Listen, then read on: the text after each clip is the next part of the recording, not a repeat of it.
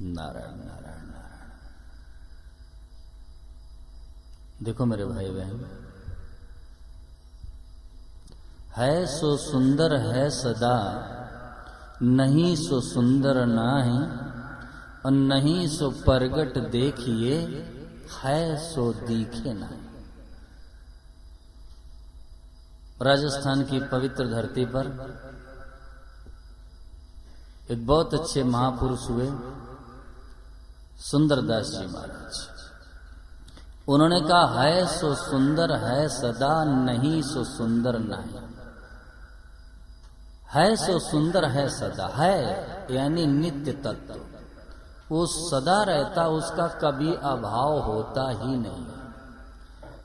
कई ब्रह्मा बदल जाते हैं, कई युग बदल जाते हैं, लेकिन जो परमात्मा तत्व है, नित्य तत्व है, उसका कभी परिवर्तन होता ही नहीं है, न ही उसका कभी अभाव होता है। वो ज्यों का त्यों रहता है सो सुंदर है सदा, नहीं सो सुंदर नहीं। और नहीं यानी ये जो संसार है, इसकी सत्ता ही नहीं है। ये संसार है नहीं वास्तव में, ये तो केवल दिखाई पड़ रहा है। ये केवल दिखाई पड़ रहा है, ये संसार है नहीं, ये केवल दिख रहा है। जैसे शीशा होता है, कांच होता है ना, दर्पण, उसमें चेहरा दिखाई पड़ता है, लेकिन उसमें होता नहीं है चेहरा, केवल दिखाई पड़ता है। ऐसे ये जो जगत है, संसार है, ये दिखाई पड़ रहा है, वास्तव में ये है नहीं, ये तो केवल दिखाई पड़ रहा है।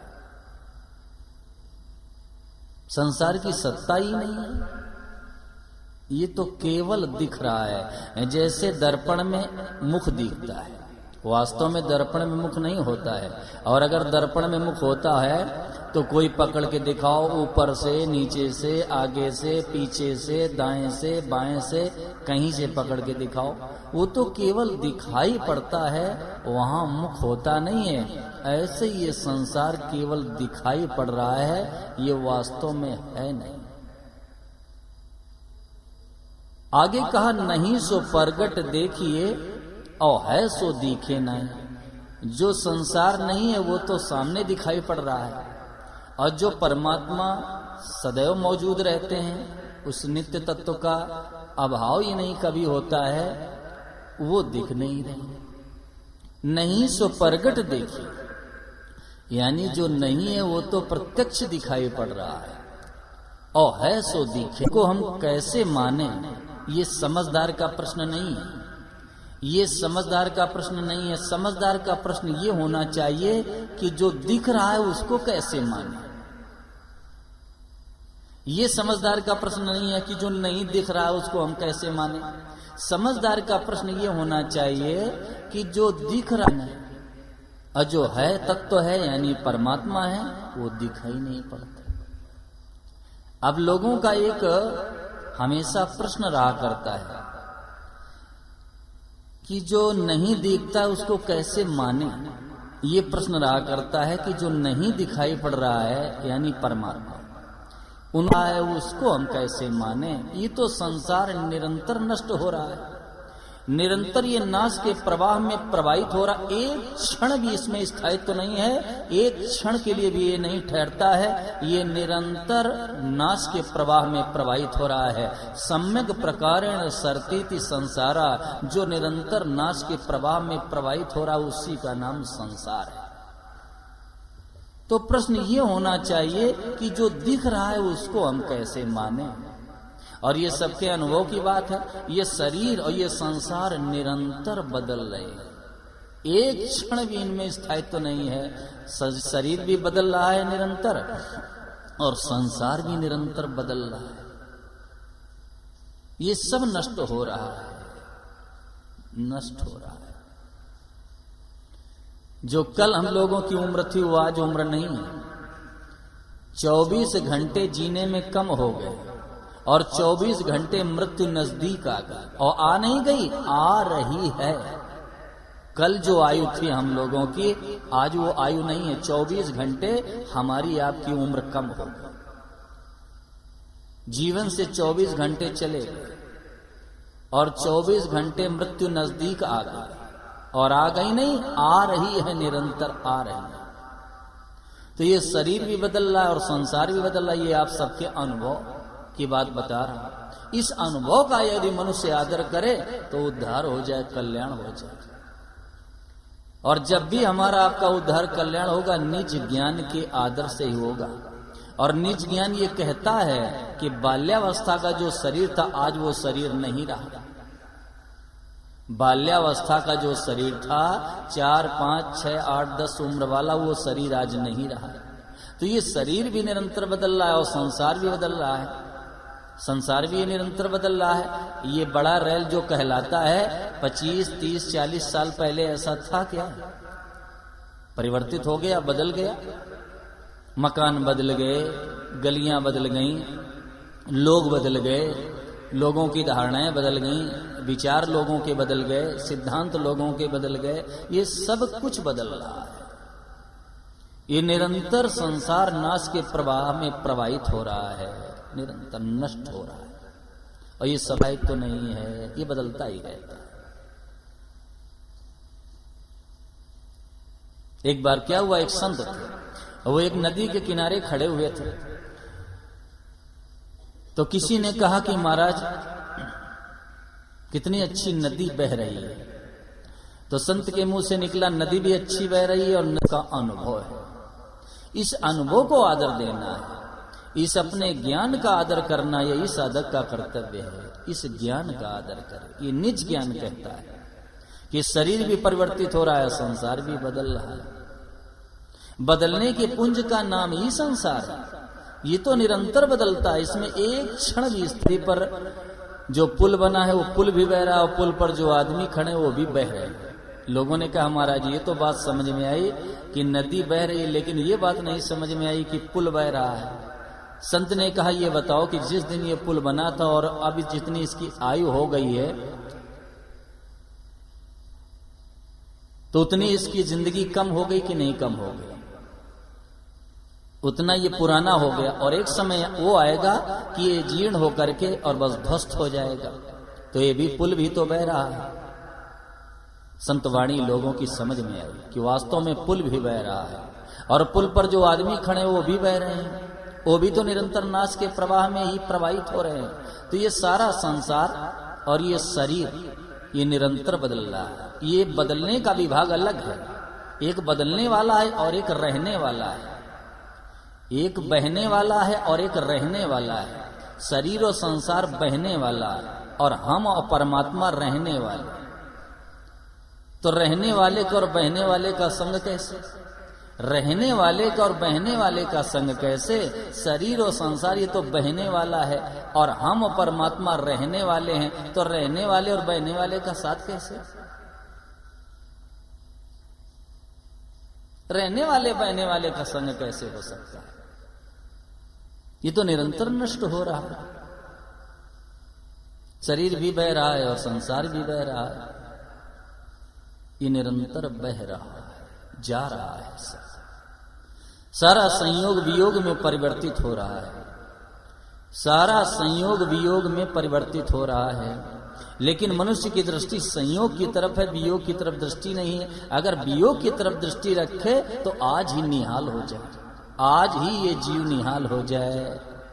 वियोग की तरफ दृष्टि रहे और जीव का पुरुषार्थ है कि बस ये वियोग की तरफ दृष्टि रखे। यही जीव का पुरुषार्थ, यही अपने विवेक को आदर देना है। मनुष्य विवेकशील प्राणी कहलाता है। मनुष्य शरीर की महिमा इसीलिए है कि मनुष्य को परमात्मा ने एक शक्ति दी है जिसका नाम विवेक है। उससे ये निर्णय कर सकता है कि सार क्या है, असार क्या है, कर्तव्य क्या है, ग्राही क्या है, कर्तव्य क्या है, अकर्तव्य क्या है, ग्राही क्या है, त्याज्य क्या है। ये जिससे निर्णय लिया जा सके वो शक्ति परमात्मा ने मानव को दी है, विवेक। उस विवेक का निरादर नहीं करना है, उसका आदर करें। और उसका आदर करना यही है कि हम वियोग को अपने जीवन में महत्व दें। वियोग को ये निरंतर परिवर्तित हो रहा है, सब बदल रहा है। वियोग को आदर दें, यही जीव का पुरुषार्थ। ये संसार तो जा रहा है, जा रहा है। ये संसार सज्जनों सियारिन है, सियारिन। एक जानवर होता ना सियार, तो ये संसार तो सियारिन है। एक बार क्या हुआ, जंगल में एक व्यक्ति घूमने गया और वहां उसको सियारिन मिल गई है, जो सियार होते हैं ना, तो सियारिन मिल गई। और जैसे ही जंगल में सियारिन मिली उस व्यक्ति को, तो सियारिन ने उसके ऊपर आक्रमण कर दिया, टूट पड़ी। और जैसे उसने आक्रमण किया सियारिन ने, तो उस व्यक्ति ने क्या किया कि दोनों हाथ से उसके कान पकड़ लिए। और जब कान पकड़ लिए तो सियारिन भी ताकत लगाने लगी और वो व्यक्ति भी ताकत लगाने लगा। अब झगड़े में, विवाद में क्या हुआ कि उस व्यक्ति के यहाँ अंटी में कुछ पैसे थे, तो लड़ाई में हुआ ये कि वो अंटी खुल गई तो पैसे सब बिखर गए। घूमते हुए एक आदमी और वहां से निकला, उसने कहा भैया ये क्या कर रहे हो? बोले जब इसके कान पकड़ता हूं तो ये पैसे की टट्टी करती है। तो बोले मैं भी पकड़ लूं? बोले आ जाओ तुम भी पकड़ लो। तो जैसे वो पास पहुंचा तो उसने कान सियारिन के उसी को पकड़ा दिए कि लो पकड़ लो। और जब उसको कान पकड़ा दिए तो उसने क्या किया, अपने पैसे संभाले, बस वहां से चल दिया कि भैया अब तुम जानो और तुम्हारा काम जाने, मैं तो चला। इसी तरह ये जगत है, ये सियारिन है, कान पकड़ा दो और बस भैया वहां से चल दो। तो कान पकड़ाने का मतलब क्या है कि बस संसार की तरफ से विमुख हो जाओ और भगवान के सन्मुख हो जाओ, क्योंकि ये संसार तो जा रहा है, निरंतर जा रहा है। ये संसार विश्वास का पात्र नहीं, ये तो सेवा का पात्र है। अरे भाई जो हर क्षण नष्ट हो रहा है, निरंतर नाश के प्रवाह में प्रवाहित हो रहा है, उसका अगर हम विश्वास करेंगे तो हाथ में हमारे क्या आएगा? दुख आएगा, जलन आएगी, अशांति आएगी, उद्वेग आएगा, परिच्छिन्नता आएगी और कुछ हाथ नहीं लगेगा। तो संसार से आसक्ति कम करो और भगवान में आसक्ति बढ़ा दो, तो जीवन सदा के लिए धन्य हो जाएगा। क्योंकि वो जो नित्य तत्व है परमात्मा, उनका कभी अभाव होता ही नहीं है। तो ये विश्वास के योग्य संसार नहीं, विश्वास के योग्य केवल भगवान है, परमात्मा। उनका विश्वास करो, वो अपने हैं, वो अपने। उनके नाम का जप करो, उनका ध्यान करो, उनका चिंतन करो, उनका स्मरण करो, उनकी लीलाओं का गान करो, जीवन सदा के लिए धन्य हो जाएगा।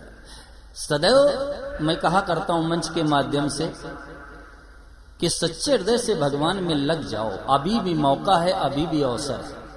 गई सो गई अब राख रही को, जो समय जिंदगी का चला गया उसकी चर्चा मत करो, बात मत करो। बस अभी भी जितना समय जीवन का शेष बचा है, बस परमात्मा में लगा दो, उतने में ही काम हो जाएगा, उतने में ही काम हो जाएगा। ज्यादा समय की जरूरत नहीं है, उतने को परमात्मा में लगा दो, सच्चे हृदय से लगा दो। हाथ काम मुख राम है, हृदय साची प्रीति, और दरिया गृहस्थी साधु की यही उत्तम है। हाथ से तो काम धंधा करते रहो, बस जीवा से परमात्मा के नाम का जप करते रहो। सुंदर सा सरल सा उपाय है कलयुग में, भगवान के नाम का जप करो, परमात्मा के नाम का जप करते रहो जीवा से। यंत्र की भांति, यंत्र की भांति कहती है, जब आप श्रद्धा विश्वास के साथ परमात्मा के नाम का जप करोगे तो हृदय में भगवान के लिए प्रेम पैदा हो जाता, प्रीत पैदा हो जाती। इतना ये प्रबल साधन है और इस कलयुग में इसकी बड़ी महत्ता है। भगवान के नाम का जप करें, जो नाम आपको अच्छा लगे, जीवा से बस निरंतर यंत्र की भांति उसका जप होता रहे। चलते फिरते, उठते बैठते, खाते पीते, सोते जागते, बस भगवान के नाम का जप करो। जीवन से दुख, अशांति, जलन, उद्वेग सब समाप्त हो जाएगा। ये जो भगवान के नाम का जप है ना, इतना प्रबल साधन है कि हृदय में परमात्मा के लिए प्रीत पैदा कर देता है, प्रीत पैदा हो जाए। यंत्र की भाव निरंतर।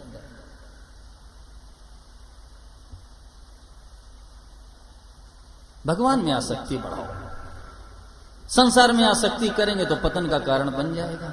संसार में जितना राग करेंगे, वासना करेंगे, आसक्ति करेंगे, बस उसका परिणाम तो अशांति होगी, जलन होगा, उद्वेग होगा और नरक होगा। लेकिन भगवान में आसक्ति हो जाए तो सदा के लिए जीवन धन्य हो जाएगा, सदा के लिए धन्य हो जाएगा।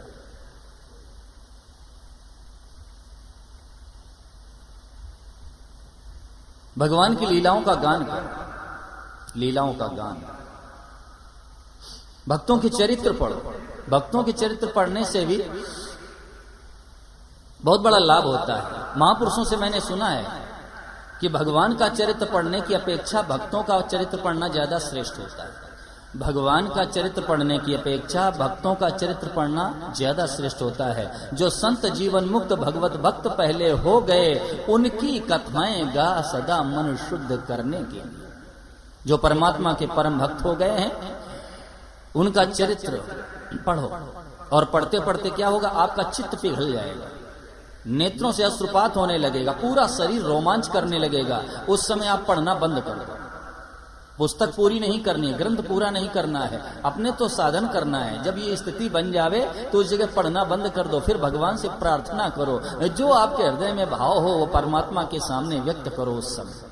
और फिर जब वो स्थिति समाप्त हो जाए तो पीछे से पढ़ना शुरू करो, और पढ़ते पढ़ते उस स्थान तक जब आओगे तो फिर आपकी वही दशा होगी, नेत्रों से आंसू बहने लगेंगे, शरीर रोमांचित हो उठेगा, कंठ गदगद हो जाएगा, चित्त पिघलेगा। फिर वही करो, रोक दो, पढ़ना बंद कर दो, परमात्मा से प्रार्थना करो, प्रभु से अपने हृदय की बात व्यक्त करो उनके सामने। साधन करना है अपने। भक्तों का चरित्र पढ़ो। गीता प्रेस गोरखपुर से प्रकाशित है भक्त चरितांग। 500 से ज्यादा भक्तों के चरित्र हैं उसमें, पढ़ो। साधन है ये, साधन। महापुरुषों ने साधन बताया कि भक्तों के चरित्र पढ़ो। भक्तों का चरित्र बहुत बड़ा साधन, प्रबल साधन है।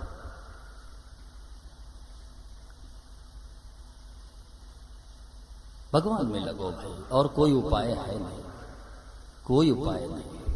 संतवाणी का मैंने अध्ययन करके देख लिया, शास्त्रों का अवलोकन कर लिया, प्रभु वचनों पर भी नजर डाली, बस एक ही प्रकाश मिला है कि बस सच्चे हृदय से भगवान में लगो, और कोई उपाय है नहीं। दुखों से छूटने का कोई दूसरा उपाय नहीं है। कितनी भी आपके पास संपत्ति हो जाए, कितना भी बढ़िया आप मकान बना लो, कितना भी बड़ा पद अधिकार मिल जाए, गौरव वैभव संसार में मिल जाए, बेटा बेटी मिल जाए, भोग मिल जाए, स्वास्थ्य मिल जाए, लेकिन मनुष्य को ये धन्य नहीं कर सकते। मनुष्य जीवन इनसे सार्थक नहीं हो सकता है। मनुष्य जीवन की सार्थकता के लिए एकमात्र उपाय है प्रभु के चरणों की शरण। भगवान को अपने जीवन में स्थान दो, परमात्मा का वर्ण कर लो, तो सदा के लिए ये जीवन धन्य हो जाएगा।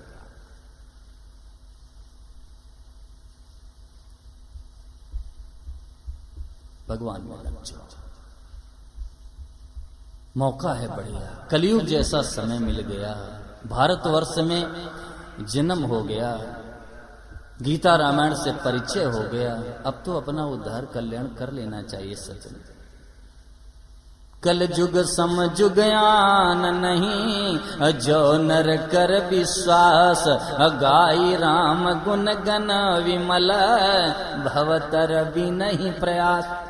लोग कलयुग की निंदा करते हैं कि महाराज कलयुग का समय है, लेकिन प्रातः श्रमणी पूज्यपाद गोस्वामी जी महाराज ने एक प्रबल सूत्र दिया कि कल जुग समझुग आन नहीं, जो नर कर विश्वास। यदि मनुष्य के हृदय में विश्वास समाहित हो जाए इस कलयुग के प्रति, तो इसके समान कोई समय नहीं, क्योंकि गाई राम गुण गण विमल, भवतर भी नहीं प्रयास। भगवान का गुणानुवाद गा करके और इस संसार सागर से, इस भव सागर से आसानी से अपने को पार किया जा सकता है। भगवान का गुणानुवाद। कलयुग जैसा समय मिल गया, श्रेष्ठ समय है, बहुत ही श्रेष्ठ समय, अपने उद्धार के लिए, कल्याण के लिए बहुत ही सुंदर समय है। बस सच्चे हृदय से कदम बढ़ाने की जरूरत है, श्रद्धा और विश्वास के साथ परमात्मा की तरफ चलने की आवश्यकता है। और इसके लिए कोई अनाधिकारी नहीं, इसके लिए कोई अनाधिकारी नहीं, भगवान की तरफ चलने के लिए कोई अनाधिकारी नहीं। राम दड़ी चौड़े पड़ी और सब कोई खेलो आए, और दावा नहीं संत दास जीते सो ले जाए। राम दड़ी चौड़े पड़े, दड़ी माने गेंद, चौड़े यानी खुले आम। संतों ने कहा कि ये राम नाम रूपी गेंद है, ये खुले आम पड़ी है। आह्वान किया कि सब कोई खेलो आए, दावा नहीं संत दास जीते सो ले जाए। ये नहीं है कि भगवान की प्राप्ति केवल संत महात्मा साधु ही कर सकते हैं। अरे जीते सो ले जाए, जो विजयी हो जाए वो ले जाओ। जाट भजो गुजर भजो, अब भावे भजो अहीर, तुलसी रघुवर नाम में सब काहू को सिर माने हिस्सा। भगवान के पवित्र नाम में सबका हिस्सा है, सबका। परमात्मा के पावन नाम में सभी का हिस्सा है, सभी का। कोई अनाधिकारी नहीं, मनुष्य मात्र साधक है। 84 लाख योनियों में भटकते हुए इस जीव को परमात्मा ने मानव शरीर दिया, और मानव मात्र साधक है। चाहे साधक का हो, चाहे मनुष्य का हो, चाहे भगवान की प्राप्ति का अधिकारी का हो, ये पर्यायवाची शब्द। तो मानव मात्र साधक है, और साधक होने के नाते अपने साध्य को प्राप्त करने के लिए सभी स्वतंत्र हैं, समर्थ हैं, योग्य हैं, अधिकारी हैं। कोई अनाधिकारी नहीं, सभी स्वतंत्र हैं, समर्थ हैं, योग्य हैं, अधिकारी हैं। कोई अनाधिकारी है ही नहीं, कोई अनाधिकारी नहीं। परमात्मा की प्राप्ति सभी कर सकते हैं, स्त्री हो चाहे पुरुष हो, गरीब हो चाहे अमीर हो, पढ़ा लिखा हो चाहे अपढ़ हो, मूर्ख हो चाहे विद्वान हो, और किसी भी जाति का, वर्ण का, आश्रम का, संप्रदाय का कोई क्यों न हो, भगवान की प्राप्ति सब कर सकते हैं। अपने साध्य को प्राप्त करने के लिए सभी समर्थ हैं, सभी योग्य हैं, सभी अधिकारी हैं, सभी स्वतंत्र हैं। कोई अनाधिकारी नहीं है, सब प्राप्त कर सकते हैं। लेकिन खेद का विषय यह है कि आज साधक अपने जीवन में साध्य को तो महत्व देता नहीं है, साधन सामग्री को महत्व देता है। साधन सामग्री को 4 चीजों के साथ मनुष्य शरीर मिला है, समय, समझ, सामर्थ्य और सामग्री।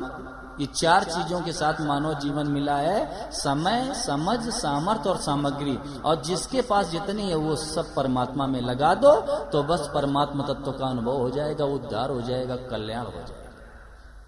सबके पास ये चारों चीजें हैं, लेकिन हाँ ये है कि किसी के पास कम है और किसी के पास ज्यादा है। सबके पास चारों चीजें हैं, और जितनी जिसके पास है वो सब भगवान में लगा दो, उतने से कल्याण हो जाएगा। समय, समझ, सामर्थ्य और सामग्री सबके पास है, बस उनको सच्चे हृदय से परमात्मा में लगाने की आवश्यकता है। और अगर साधन सामग्री की कमी पड़ेगी तो भगवान खुद पूरा कर देंगे। यही दरबार दीन को आदर रीति सदा चली आएगी। ये तो भगवान दरबार की रीति है।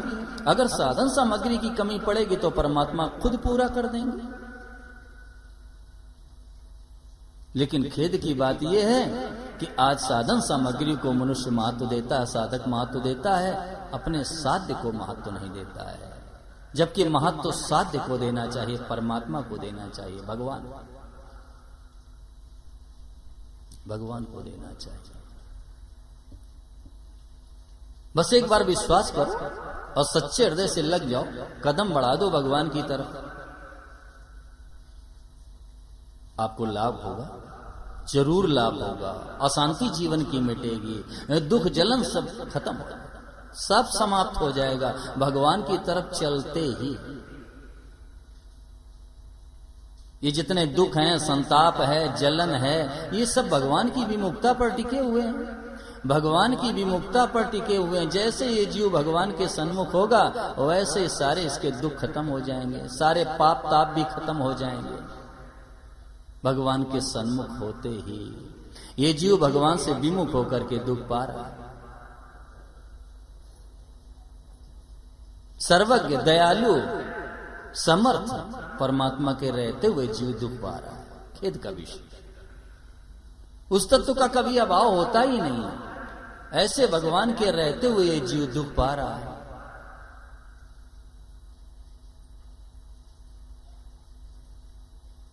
और दुख का ही सामान इकट्ठा करता है, दुख का ही सामान इकट्ठा करता है। किसी तरह रुपया आ जाना चाहिए तो मैं सुखी हो जाऊंगा, किसी तरह धन आ जाए तो मैं सुखी हो जाऊंगा।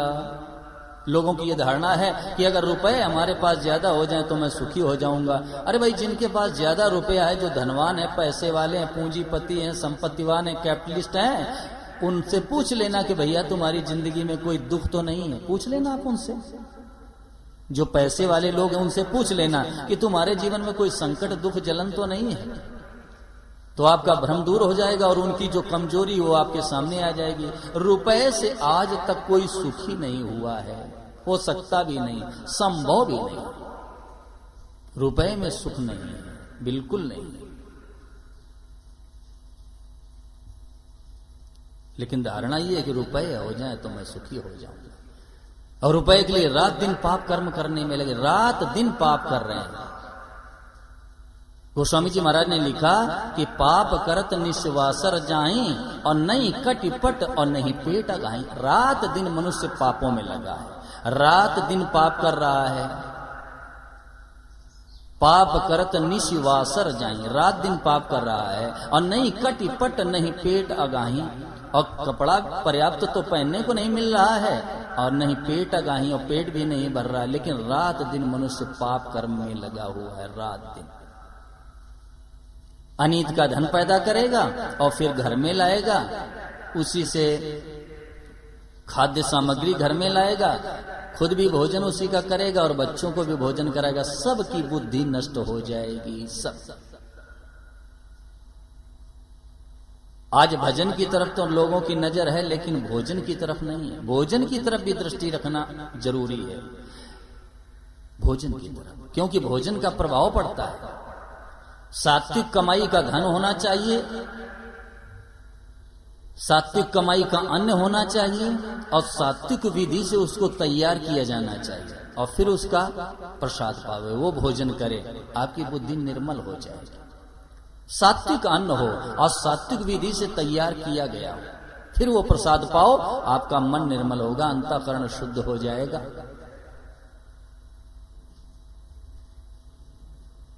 असत की कमाई का अन्न ने अनेक बुद्धि को नष्ट कर। हमारे राष्ट्र में एक बहुत प्रबल उदाहरण मिलता है। जिस समय महाभारत युद्ध हो रहा था और अर्जुन ने अपने बाणों से भीष्म पितामह को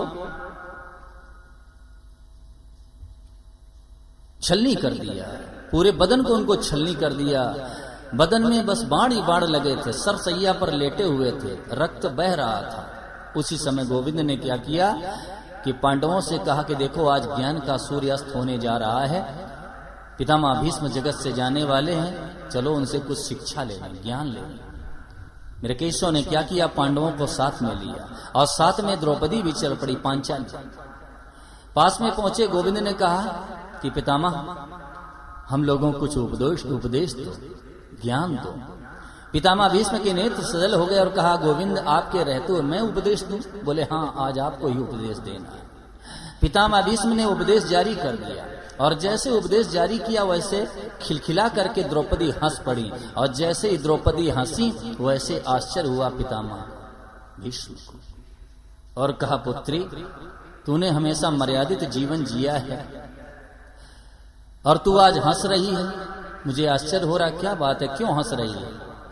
द्रौपदी के नेत्र सजल हुए और कहा, पितामह मैं इसलिए हंस रही हूं कि जिस समय धृतराष्ट्र की सभा के मध्य में वो 10,000 हाथियों का बल रखने वाला दुशासन मुझे निर्वस्त करने का कुप्रयास कर रहा था, उस समय मैंने आपकी तरफ नजर डाली थी, लेकिन आपने कोई सहयोग का आश्वासन नहीं दिया। उस समय ये आपका उपदेश कहाँ चला गया था? और जैसे ही द्रौपदी के वचनों को पितामह भीष्म ने सुना, अश्रुपात होने लगा और कहा, पुत्री बिल्कुल ठीक कहती है तू, मैं मौजूद था और तूने मेरी तरफ नजर भी डाली थी, लेकिन बेटी उस समय मैंने अन्यायी दुर्योधन का अन्यायपूर्ण जो अन्न था उसको खाया हुआ था। हमारी बुद्धि निर्णय नहीं कर सकी कि मुझे इस स्थिति में क्या करना चाहिए और क्या नहीं करना चाहिए। अब मेरे शरीर में वो जो रक्त था अन्यायी दुर्योधन के, वो अन्याय का जो अन्न मैंने खा रखा था उससे जो रक्त बना था, अब वो सारा का सारा बाहर निकल गया है। अब मैं शुद्ध हो गया, इसलिए मैं उपदेश देने की योग्य। पितामह भीष्म जैसे व्यक्ति के जीवन में प्रभाव पड़ा, हम आपके जीवन में इसका कितना प्रभाव पड़ सकता है, विचार करो। सात्विक कमाई का अन्न होना चाहिए और सात्विक विधि से उसको तैयार किया जाना चाहिए, फिर उस प्रसाद को पावे, आपका मन निर्मल हो जाएगा।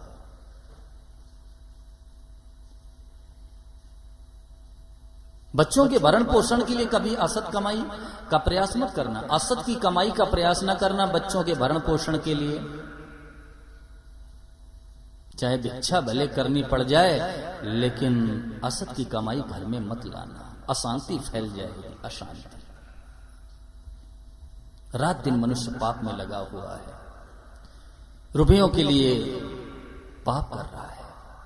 धन किसी तरह आना चाहिए, पैसा किसी तरह आना चाहिए, और वो पैसा इतना निर्दयी है कि वो जब जाने लगता है तो वो विचार भी नहीं करता है कि इसने हमारे लिए झूठ, कपट, बेईमानी, जालसाजी, इनकम टैक्स की चोरी और सेल टैक्स की चोरी ये किया है, तो कम से कम इसकी मैं सम्मति तो ले लूं। बिना बताए 500 का और 1000 का नोट जेब से चला जाता। इतना निर्दयी है धन, जिसके लिए रात दिन पाप मनुष्य कर रहा है। मैं रुपए की निंदा नहीं करता, धन की निंदा नहीं करता। आप कमाओ, लेकिन ईमानदारी से कमाओ। बेईमानी का धन घर में मत लाओ। बेईमानी का धन घर में आता है तो अशांति पैदा कर देता है। बीमारी और बुराई 2 चीजें लेकर के आता है घर के अंदर। इसलिए अनीत का धन कभी घर में मत लाओ। ईमानदारी का पैसा कमाओ और उससे घर का संचालन करो, उससे संचालन करो।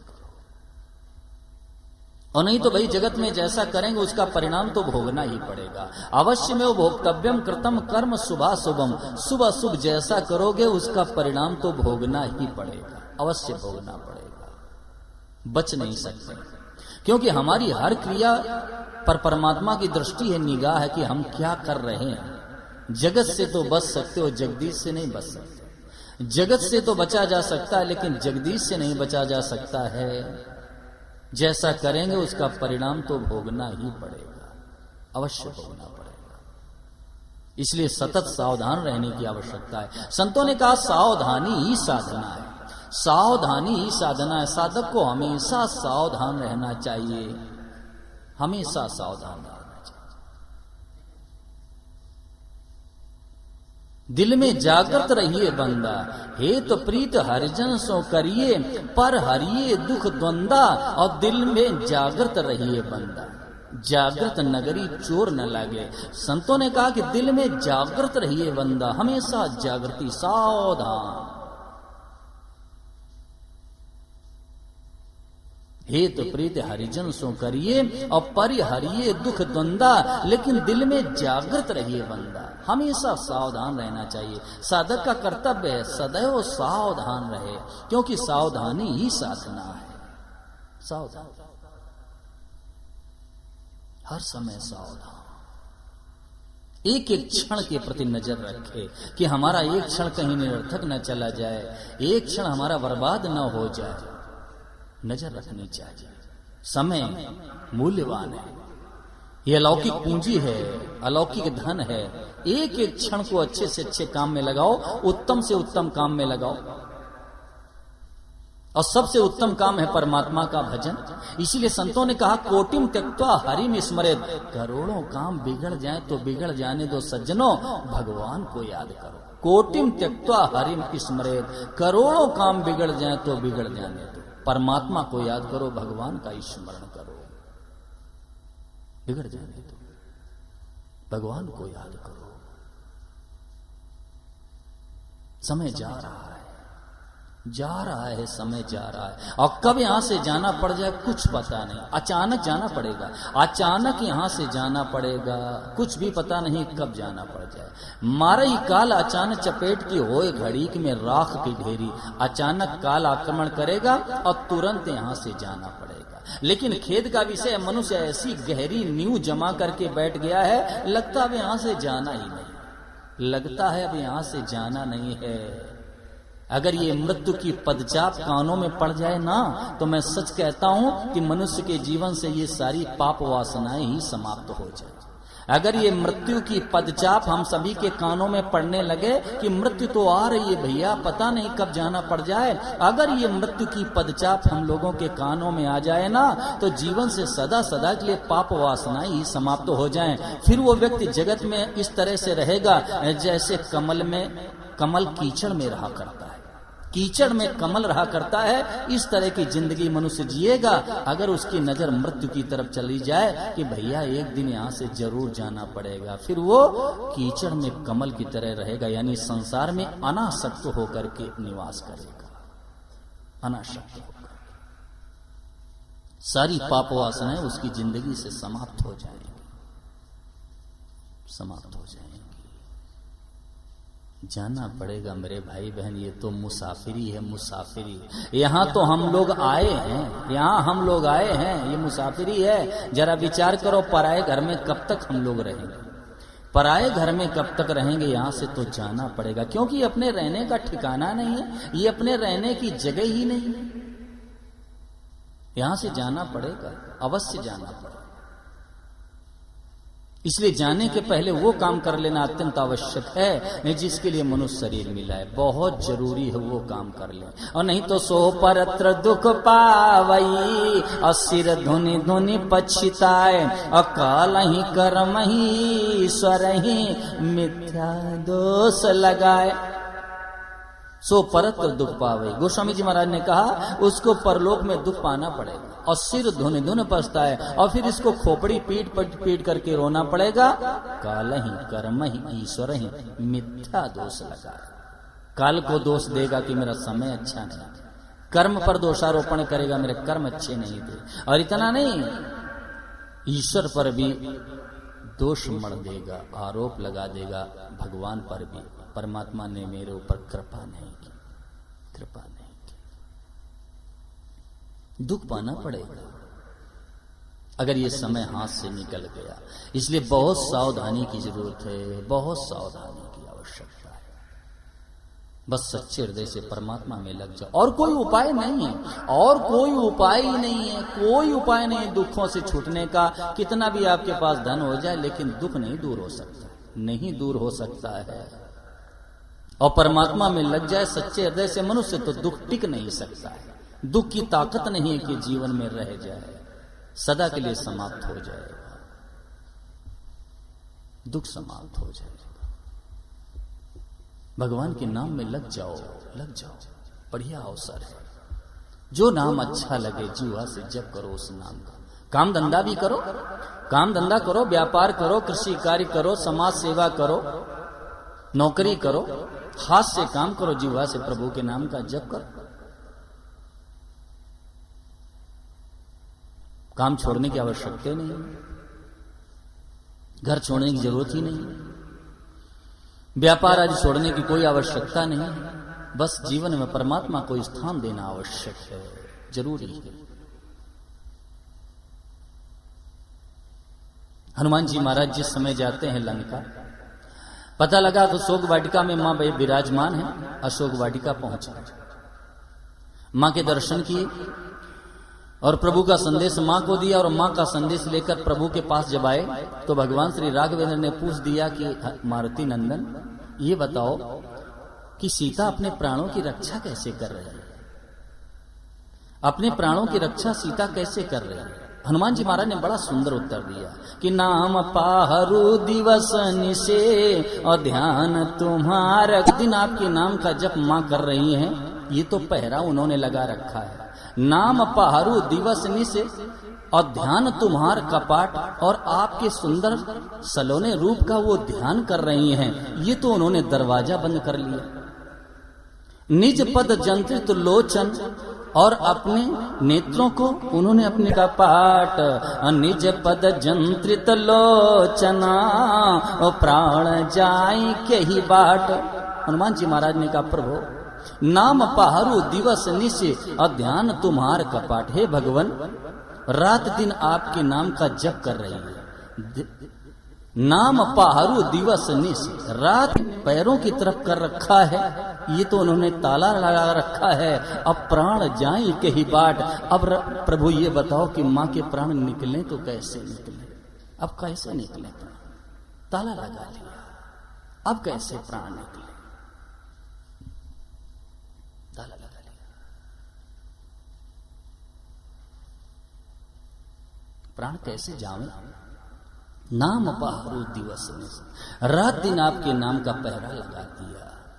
ध्यान तुम्हार कपाट, आपका ध्यान करते हुए ये तो दरवाजा बंद कर लिया। निज पद जंत्रित लोचन, अपने नेत्रों को पैरों की तरफ कर लिया है, ये उन्होंने ताला लगा लिया। अब प्राण जाए के ही बाट, अब किस रास्ते से प्राण निकले? भगवान राघवेंद्र अपनी आह्लादनी शक्ति के द्वारा हम सभी लोगों को प्रकाश दे रहे हैं। रोशनी दे रहे हैं कि जो मुझसे विमुख हो जाता है उसकी यही दशा होती है, ये दशा उसकी होती है जो सीता की हो रही है। जीव भगवान से विमुख होकर के दुख पा रहा है, दुख पा रहा है। बस भगवान के सन्मुख हो जाओ, आज और अभी हो जाओ, बस सदा सदा के लिए जीवन धन्य हो जाएगा। हे नाथ, मैं केवल आपका हूं और केवल आप हमारे हो, ऐसा स्वीकार करके फिर भगवान के नाम का जप करो, गीता का पाठ करो, रामायण का पाठ करो, सुंदरकांड का पाठ करो। होई राम को नाम जप तुलसी तज कुसमाज। गोस्वामी जी महाराज ने एक प्रबल सूत्र दिया कि बिगड़ी जन्म अनेक की और सुधरे अबहीं आज। गोस्वामी जी महाराज ने कहा अनेक जन्मों की बिगड़ी बात आज और अभी सुधर जाए। आज भी 12 बजे रात तक है, लेकिन बाबा कहते हैं आज और अभी सुधर जाए। तो क्या करना पड़ेगा? बोले होई राम को नाम जप तुलसी तज कुसमाज। बाबा ने कहा पहले राम जी के हो जाओ और फिर राम जी के नाम का जप करो। ध्यान देना, ये बड़ी प्रबल बात है। आज गलती क्या हो रही है कि संसार के होकर के हम भगवान को याद करते हैं, यही गलती है। हम स्त्री हैं, पुरुष हैं, हम ब्राह्मण क्षत्रिय वैश्य शूद्र हैं, हम ब्रह्मचारी गृहस्थ वानप्रस्थ सन्यासी हैं। अरे भाई, कितने दिन से आप स्त्री पुरुष हो, कितने दिन से आप ब्रह्मचारी गृहस्थ वानप्रस्थ सन्यासी हो, कितने दिन से आप यहां रेल के रहने वाले हो, बताओ कितने दिन से हो? ये असली परिचय नहीं है। ये सारी मान्यताएं इस शरीर को लेकर के हैं, ये सारी मान्यताएं इस शरीर को लेकर के हैं। संसार के होकर के मनुष्य भगवान को याद करता है, यही गलती है। गोस्वामी जी महाराज ने रोशनी दे दी कि होई राम को नाम जप तुलसी तज कुसमाज। बाबा ने कहा पहले राम जी के हो जाओ और फिर राम जी के नाम का जप करो, तो उसका राम जी के ऊपर प्रभाव पड़ता है, उसका राम जी के ऊपर प्रभाव पड़ता है। राम जी के होकर के राम जी के नाम का जप करो, निहाल हो जाओगे, निहाल हो जाओगे। तुलसी तज कुसमाज। बाबा ने कहा कि कुसमाज का त्याग कर दो। तो कुसमाज क्या है? भगवान के अलावा सज्जनों सब कुसमाज है, परमात्मा के अतिरिक्त सब कुसमाज है, सब कुसमाज। इसका त्याग कर दो, जगत की सेवा कर दो, क्योंकि ये सेवा का पात्र है, तो संसार की सेवा कर दो।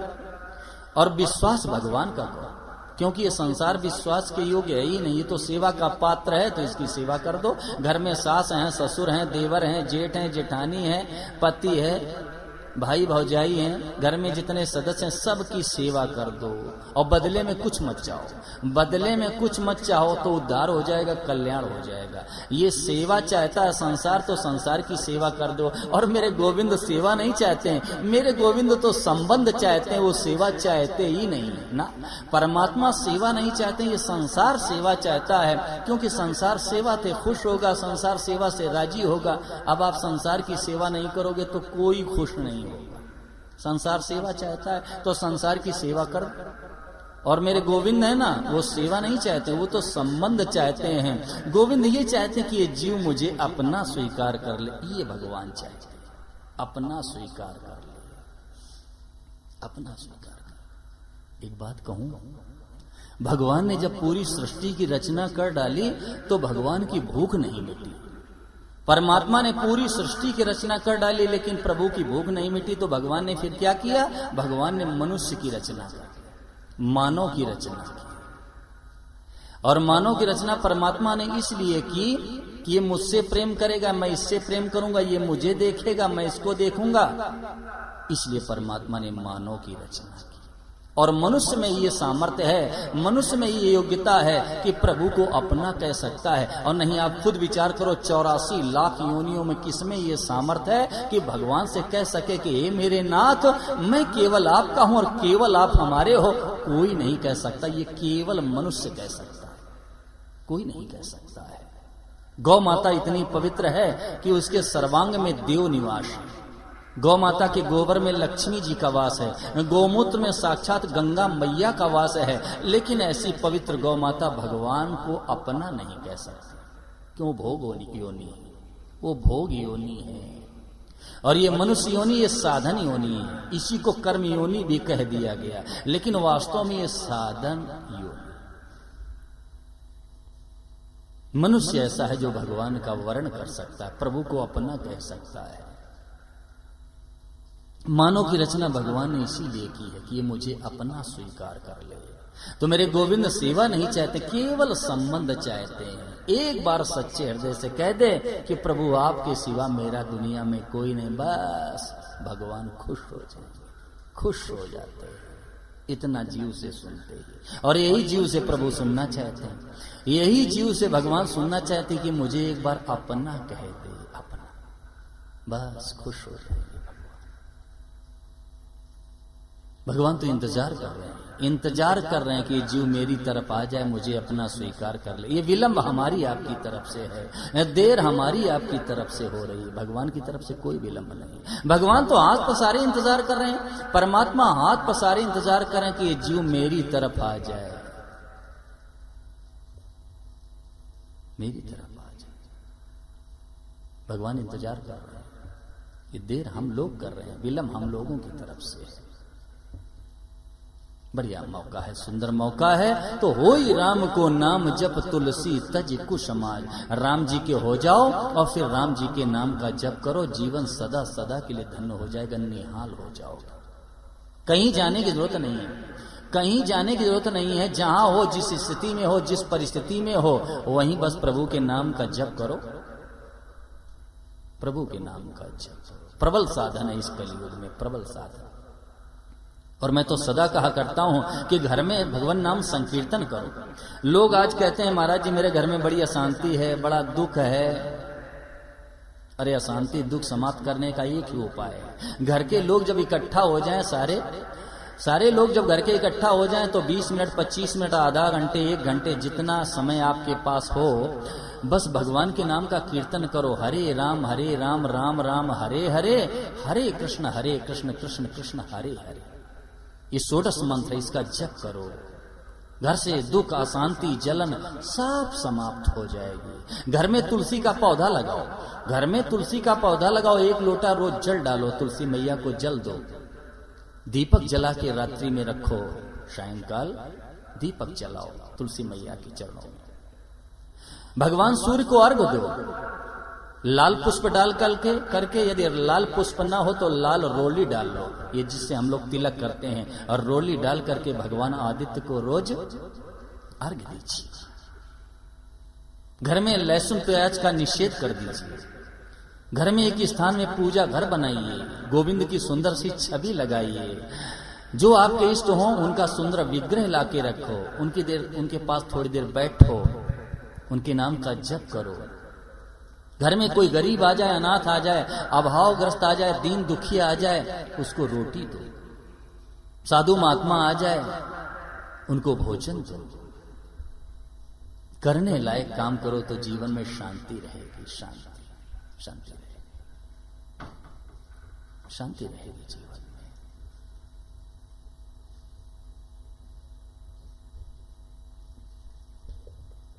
ब्रह्मा जी के पास गए नारद जी। हमारे धर्मशास्त्रों में एक धर्मशास्त्र कलि संतरणोपनिषद, उसमें उल्लेख है। नारद जी ब्रह्मा जी के पास गए और कहा महाराज कलयुग आ रहा है, तो कलयुग में उद्धार का, कल्याण का सबसे सुगम उपाय। तो ब्रह्मा जी ने कहा भगवान के नाम का जप। तो बोले किस नाम का जप? बोले हरे राम राम राम हरे हरे, हरे कृष्ण कृष्ण कृष्ण हरे हरे। नारद जी ने पूछा महाराज इसकी विधि? बोले इसकी कोई विधि नहीं, बस जपते जाओ जपते जाओ जपते जाओ। जीवा पर ये परमात्मा का नाम रहेगा नाम, और किसी समय मृत्यु आएगी तो उद्धार हो जाएगा सज्जनों, कल्याण हो जाएगा, कल्याण हो जाएगा। चैतन्य महाप्रभु का नाम आप लोगों ने सुना होगा, परमात्मा के परम भक्त। उनका एक अनुयायी, उनका एक शिष्य था, भक्त था। वो क्या करता कि जब शौचालय में जाता तो भगवान के नाम का जप करता। तो किसी ने देखा तो प्रभु से बता दिया आके चैतन्य महाप्रभु जी से कि महाराज ये तो शौचालय में बैठता है तो बस भगवान के नाम का जप करता है, अशुद्ध स्थिति में, अशुद्ध स्थान में। बुलाया चैतन्य महाप्रभु ने, कहा भैया अशुद्ध जगह में अशुद्ध होकर के भगवान के नाम का जप क्यों करते हो? सुन लिया। दूसरे दिन गया तो जीवा को पकड़ करके बैठ गया शौचालय में। लोगों ने देखा तो बहुत लौट कर बताया प्रभु से आकर कि महाराज आज तो ये जीप को पकड़ कर बैठा था। बुलाया कि भैया जीवा को पकड़ के शौचालय में क्यों बैठे थे? बोले महाराज ये जीवा भगवान का नाम लिए बिना मानती नहीं, तो इसीलिए मैं इसको पकड़ के बैठता हूँ। चैतन्य महाप्रभु ने कहा कि तेरे लिए हमेशा खुली है, जब तेरी इच्छा हो तब भगवान के नाम का जप करे, तेरे लिए कोई बंधन नहीं है। उसने कहा महाराज अगर शौचालय में ही प्राण निकल जाए तो क्या होगा? बोले तुम्हारे लिए सब छूट है, हर जगह भगवान के नाम का जप करो। तस्मात् सर्वेषु कालेषु माम अनुस्मर युद्धे च मयि अर्पित मनोबुद्धिर मामे वैश्यस्य संशयम्। भगवान ने कहा अर्जुन हर समय मेरा स्मरण करो और युद्ध करो, हर समय। भगवान के वचन है, प्रभु ने अर्जुन को निमित्त बनाया, हम सभी का मार्गदर्शन किया। हर समय भगवान के नाम का जप करो, भगवान को याद करो। तस्मात् सर्वेषु कालेषु माम अनुस्मर युद्धे च, और युद्ध करो। अर्जुन के सामने युद्ध जैसा कार्य था, कुरुक्षेत्र के मैदान में अर्जुन ने युद्ध किया और परमात्मा को याद किया। अब जैसे कृषि कार्य है, व्यापार है, नौकरी है, समाज सेवा आदि है, ये सब युद्ध है। तो अकेले युद्ध नहीं करना है। युद्ध कैसे करना है? भगवान को याद करते हुए करना है। और अकेले युद्ध किए गदा भीम के मारी, भीम भी इतने बलशाली, लेकिन जैसे ही जरासंध की गदा पड़ी पीठ पर तो सीधे गोविंद के पास पहुंचे और कहा भगवान यहाँ से चलो, भाग चले। गोविंद समझ गए कि ये जरासंध की गदा का कमाल है, तो पूछ दिया कि तो भीम क्या कर रहा है? अरे बोले महाराज युद्ध कर रहा हूं। और क्या कर रहा हूं? तो बोले केवल युद्ध कर रहा है। बोले और क्या करूं? भगवान ने कहा कि भीम कभी कभी मेरी भी तरफ देख लिया कर, केवल युद्ध क्यों कर रहा है? और हाथ मारा भीम की कि जाओ ललकारो। अब भीम गए और ललकारा जरासंध को, तो जरासंध ने फिर वही गदा का प्रहार किया। तो गोविंद की तरफ नजर डाली, और जैसे ही नजर डाली तो गोविंद ने एक तिनका उठाया और बीच से उसको फाड़ा, और ये वाला हिस्सा इधर फेंका और ये इधर फेंका। भीम से कहा इस तरह से करो, लेकिन भीम की मोटी बुद्धि समझ में ही नहीं आई कि क्या गोविंद कह रहे हैं। और दोबारा फिर गदा जरासंध की पड़ी और नजर चली गई गोविंद की तरफ। गोविंद ने कहा कि भाई इसको बीच से चीड़ डाल और ये हिस्सा इधर, ये हिस्सा इधर डाल, तब इससे विजयी तू हो सकता है। लेकिन अभी भी भीम के समझ में नहीं आई। और जैसे ही तीसरी गदा भीम के पड़ी पीठ पर और नजर चली गई गोविंद की तरफ, गोविंद ने खींचकर कहा पगले कहीं कि मैं कहता हूं इसको बीच से फाड़, और ये हिस्सा इधर और ये हिस्सा इधर डाल। वैसे ही भीम ने किया, बीच से जरासंध को फाड़ा और ये हिस्सा इधर और ये हिस्सा इधर डाला, बस विजयी हो गए। क्योंकि केवल युद्ध नहीं किया, नजर भगवान की तरफ चली गई, विजयी हो गए। केवल युद्ध मत करो और नहीं तो पराजित हो जाओगे। नजर गोविंद की तरफ होनी चाहिए। यानी तस्मात् सर्वेषु कालेषु माम अनुस्मर युद्धे च, हर समय मेरा स्मरण करो, यानी प्रभु की तरफ नजर और फिर युद्ध। तो परिणाम क्या होगा? विजयी हो जाएंगे, जीत जाएंगे। ये उपाय है। इसी सद्भावना के साथ अब आप सभी से निवेदन है